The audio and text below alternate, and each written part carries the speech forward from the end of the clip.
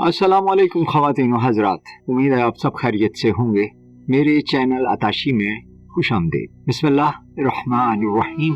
अल्लाहुम्मा सल्लि अला मुहम्मदिन व अला आलि मुहम्मदिन कमा सल्लैता अला इब्राहीम व अला आलि इब्राहीम इन्नका हमीदुम मजीद। अल्लाहुम्मा बारिक अला मुहम्मदिन व अला आलि मुहम्मदिन कमा बारकता अला इब्राहीम व अला आलि इब्राहीम इन्नका हमीदुम मजीद। वही बातें, प्यारे नबी की प्यारी बातें। इब्तिदा करते हैं। आप में से बेहतर इंसान वो है जिसके हाथ और जुबान से दूसरे मुसलमान बचे रहें। नबी पाक सल्लल्लाहु अलैहि वसल्लम ने एक जगह फरमाया, मैंने दोज़ख को देखा, क्या देखता हूँ, वहाँ औरतें बहुत हैं और वो कुफर करती हैं। लोगों ने कहा, ये अल्लाह, ए अल्लाह के नबी, कुफर करती हैं? क्या अल्लाह का कुफर करती हैं? तो आपने फरमाया, नहीं, खाविंद का कुफर करती हैं, यानी उसकी नाशुक्री करती हैं और एहसान नहीं मानती। अगर तू एक औरत से सारी उम्र एहसान करे, फिर वो एक जरा सी बात के ऊपर तुझ में देखे जिसको वो पसंद ना करती हो, तो कहने लगती हैं, मैंने तुझसे कभी कोई भलाई नहीं पाई।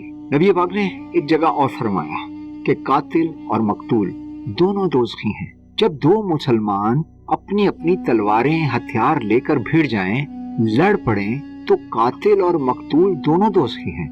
हज़रत अबू बकर सिद्दीक़ रज़ियल्लाहु तआला ने कहा कि या रसूलल्लाह, कातिल तो जरूर दोज़खी होगा, मकतूल क्यों दोज़खी होगा?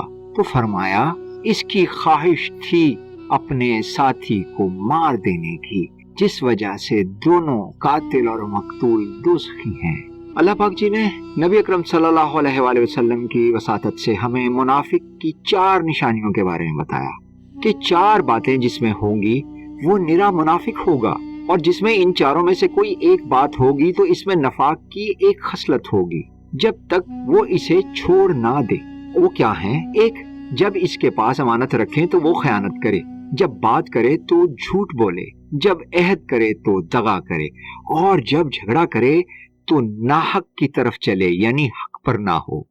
नबी अकरम सल्लल्लाहु अलैहि वसल्लम ने एक जगह और फरमाया, तुम में से कोई भी उस वक्त तक मोमिन नहीं हो सकता जब तक कि वो जो अपने लिए चाहता है वही अपने भाई मुसलमान के लिए चाहे।